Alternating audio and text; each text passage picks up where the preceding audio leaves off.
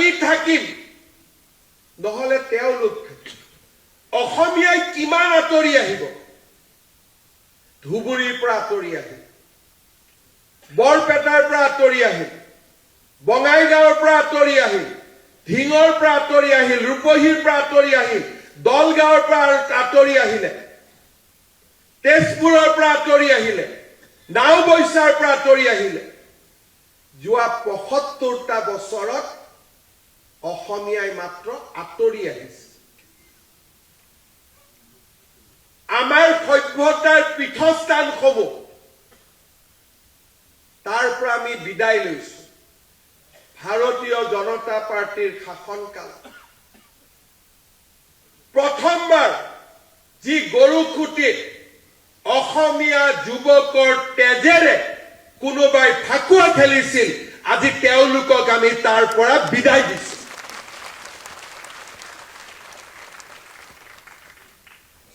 এই সফলতা হয়তো বহুত ডাঙৰ সফলতা নহব পাৰে কিন্তু অসমীয়াই যে যুঁজিব পাৰে তাৰ প্ৰথমবাৰলৈ মানুহৰ মাজত ধাৰণাৰ সৃষ্টি হৈছে আজি প্ৰথমবাৰ যেতিয়া আমি এভিকশ্যনৰ ফালে যাওঁ কোনেও যুঁজিব খা নকৰে ৰাতিপুৱাই কাপোৰ কানি লৈ তেওঁলোক দুদিন আগতে ওলাই যায় কাৰণ কৰবাত নহয় কৰবাত কোনোবাৰ নহয় কোনোবাৰ মনত এটা ধাৰণাৰ সৃষ্টি হৈছে যে অসমীয়া এতিয়া যুঁজিবলৈ ভয় নকৰে অসম সচিবালয় মই যোৱা ২৫ বছৰ বহিছো ২০১৪ চনলৈকে দিনত কমসে কম ৫,০০০ মানুহ আহিছিলে এই অচিনাকি লোকসকল আজি অসম সচিবালয় ৰুমে ৰুমে ঘূৰক এজনো অচিনাকি মানুহ অতিথি হৈ অহা দেখা নাপায় আজি কৰবাত বৰাকত বঙালী হিন্দু অসমত অসমীয়া আৰু আন জাতি সত্তাসমূহে কৰবাত যেতিয়া নিৰাপত্তা অনুভৱ কৰে তেওঁলোকৰ বাবে এটা ঠিকনা এটা আছে এটা আশ্ৰয় আছে সভ্যতাৰ যুঁজত আটাইতকৈ ডাঙৰ ক্ষতি কোনে কৰে যেতিয়া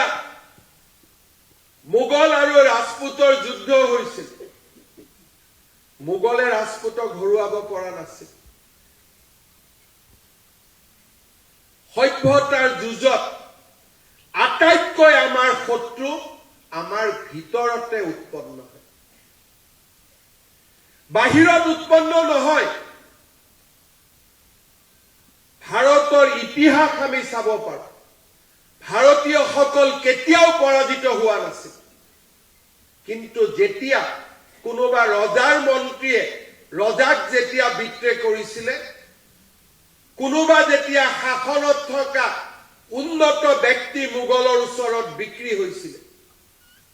তেতিয়াই ভাৰতীয় শাসনৰ অৱসান ঘটিছিল তেওঁলোকৰ লক্ষ্য কি তেওঁলোকক অসমখন লাগে আজি ৪৮টা সিট বিচাৰিছে কালি ৫০টা বিচাৰিছে তেওঁলোক দেখা সত্য কিন্তু আমাৰ মাজৰ এছামে কি বিচাৰিছে বঙালী বেলেগ হিন্দীভাষী বেলেগ অসমীয়া বেলেগ দুদিন পিছত কামৰূপীয়া বেলেগ নলবাৰীয়া বেলেগ উত্তৰ অসম বেলেগ নামনি অসম বেলেগ বৰাক উপত্যকা বেলেগ আমি যেতিয়া জাতিটোক ৰামধেনু সদৃশ আমি যুঁজিবৰ কাৰণে প্ৰস্তুত কৰিছো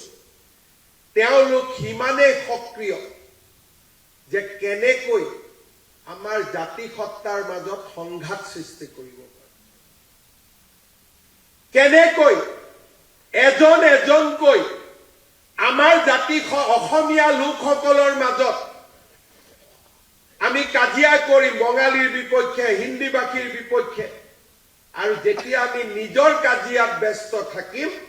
প্ৰতিদিনে 40% 42% হ'ব 42-44% যিসকল মানুহে অসমীয়া বিহাৰী অসমীয়া বঙালীৰ সংঘাতত ৰাতিৰ ভিতৰতে তৎপৰ হৈ উঠে, কেতিয়াবা তেওঁলোকক অবৈধ বাংলাদেশী মিয়াৰ বিৰুদ্ধে এষাৰ মাত মতাও কোনোবাই দেখিছে নেকি? আজি জাতিটোক